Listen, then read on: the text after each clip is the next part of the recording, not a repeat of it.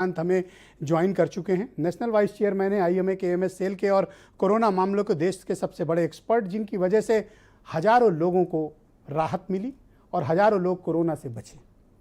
आज world no tobacco day है और डॉक्टर साहब हमारे टोबैको कमेटी के मेंबर भी हैं और बड़ी ड्राइव चलाते हैं और ये बड़े पैशनेट रहते हैं नो टोबैको को लेकर, और जितनी भी कैंपेन टीवी से लेकर इन सब की आई उसका ये हिस्सा रहे हैं और बड़े मानवतावादी व्यक्ति हैं और बड़े सस्ते में ये इलाज करते हैं। इस नाते इनके बड़ी दुश्मनी बहुत लोगों से है। बहुत शुक्रिया आपका doctor Suryakant. World no tobacco day है आप आज का जी। आप क्या हमारे दर्शकों को संदेश देना चाहेंगे?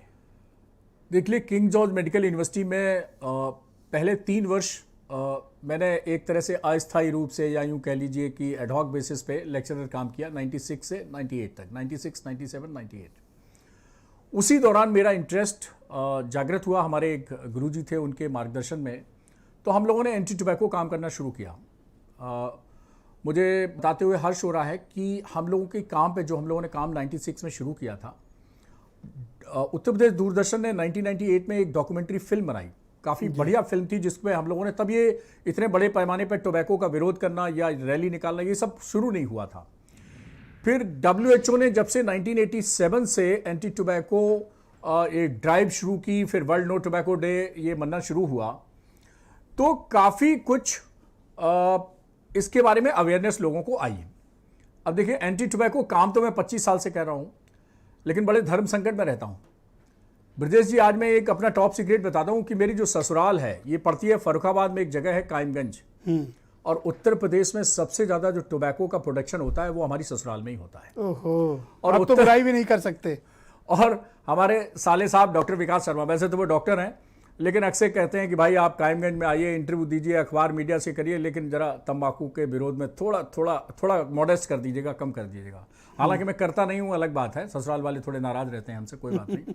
तो मैं आपको बता दूं कि तंबाकू से और इसके प्रोडक्ट से 40 तरह की बीमारियां, और कोरोना को भी आज हम जोड़ लेते हैं तो 26 तरह की अन्य बीमारियां, 40 तरह के कैंसर और 26 तरह की अन्य बीमारियां, कुल मिला के 66 का पैकेज है, 66 का पैकेज है। अब देखिए, कैंसर तो एक ही काफी है आदमी की मौत के लिए। अब वैसे तो आजकल मौत के बहाने चल रहे हैं, पता नहीं कौन कौन से बहाने आ गए हैं, लेकिन कैंसर भी बया भयावह स्थिति है और एक कैंसर ही काफी होता है। लेकिन तंबाकू, बीड़ी, सिगरेट से तो 40 तरह के कैंसर होते हैं। नाक का कैंसर, गले का कैंसर, तालू का कैंसर, जीभ का कैंसर, लैरिंग्स का कैंसर, ट्रेकिया का कैंसर, स्टमक का कैंसर।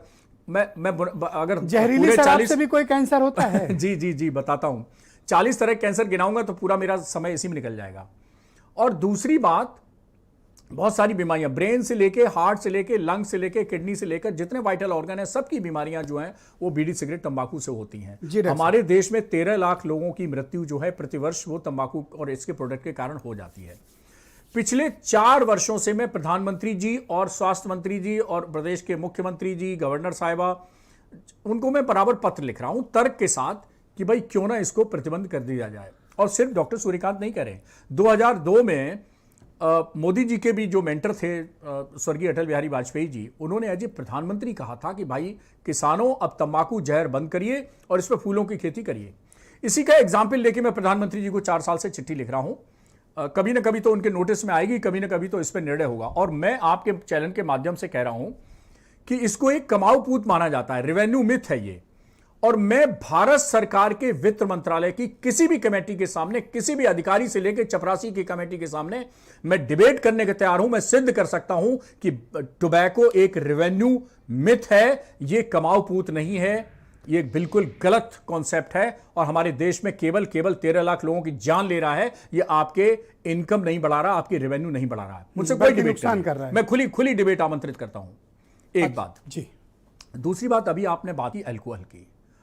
देखिए, अल्कोहल एक निश्चित मात्रा में है। देखिए, मैं पहले तो डिस्क्लेमर दे दूं, ना मैं बीड़ी पीता हूं, ना तंबाकू खाता हूं, ना शराब पीता हूं। मैंने कुछ नहीं कहा, आप कैसी बात कर रहे हैं? मैं प्योर शाकाहारी हूं, टीटोटलर। हाँ, वो भी समोसा कचौड़ी प्रेमी। वो तो वो वेजिटेरियन में जो आता है सब खा लेता हूं। ओके। तो मैं ये कहने जा रहा हूं कि अल्कोहल एक सीमित मात्रा में है, शुद्ध अल्कोहल। वो डॉक्टर्स भी कहते हैं कि थोड़ा ले लिया जाए तो उससे कोई नुकसान नहीं होता है। लेकिन अगर आप 30 ml पर डे से ऊपर जाएंगे, यानी एक हफ्ता में 180 ml या 200 ml की लिमिट को क्रॉस करेंगे, तो बहुत सारे नुकसान हैं। बहुत ही सारे नुकसान हैं। और ऊपर से अगर ये कंटामिनेटेड अल्कोहल है तो ये तो जानलेवा है। इसके लिए तो एक ही डोज काफी है। उसके लिए तो 200 ml के ऊपर पर हफ्ते का एक बैरियर लगा हुआ है, एक राइडर लगा हुआ है। लेकिन अगर कंटामिनेटेड है, ये तो एक ही डोज काफी है। और ये एक डोज बहुत आप देखिए अलीगढ़ में क्या हुआ जी, अलीगढ़ में क्या हुआ देखिए। हाँ, अलीगढ़ में आप इसके पहले भी कई होते रहे हैं, लेकिन ये पहली बार मुझे भी सुनने में अजीब लग रहा है कि वो सरकारी ठेकों से बिका है। हाँ, ये मुझे भी, और ये न्यू नॉर्मल है। यही काम बुलंदशहर, महोबा, प्रयागराज, चित्रकूट, प्रतापगढ़, अयोध्या, बदायूं, हाथरस, आजमगढ़, अंबेडकर नगर, बदायूं और एक और जिला है अलीगढ़। अब ये ब्रजेश जी में एक चीज, ये मेरी रिसर्च है, एक लिंक और में चुनौती प्रामाणिकता दावे के साथ आइए डिबेट कर लीजिए। जी देखिए, तंबाकू हो, चाहे शराब हो, चाहे अफीम हो, चाहे गांजा हो, चाहे चरस हो, जितने भी एडिक्शंस हैं जी, इन सब एडिक्शन करने वालों को कोरोना का 2.5 से 3 गुना खतरा ज्यादा है। ये तो हो गया होने का खतरा। फिर अस्पताल में होने का खतरा वो भी ज्यादा है। अस्पताल में भर्ती होने के बाद वेंटिलेटर और आईसीयू की फैसिलिटी में जाना वो भी खतरा ज्यादा है। और तो और इससे होने वाली मतलब कोरोना से बचना है तो टोबैको छोड़ दीजिए, दारू छोड़ दीजिए। बिल्कुल छोड़ना पड़ेगा। करेक्ट। अच्छा, बहुत सवाल आपसे आ रहे हैं, मैं नेक्स्ट राउंड में पूछूंगा। पोस्ट कोविड लोगों को तमाम तरीके की प्रॉब्लम्स हैं। जी जी जी। तो तमाम लोग सवाल पूछ रहे हैं कि हमें कोविड हुआ था, अब हम नॉर्मल ठीक हो गए हैं, लेकिन हमें किसी का सिर दर्द है, किसी कुछ प्रॉब्लम है, तो वो मैं आपसे नेक्स्ट राउंड में उसके बारे में सवाल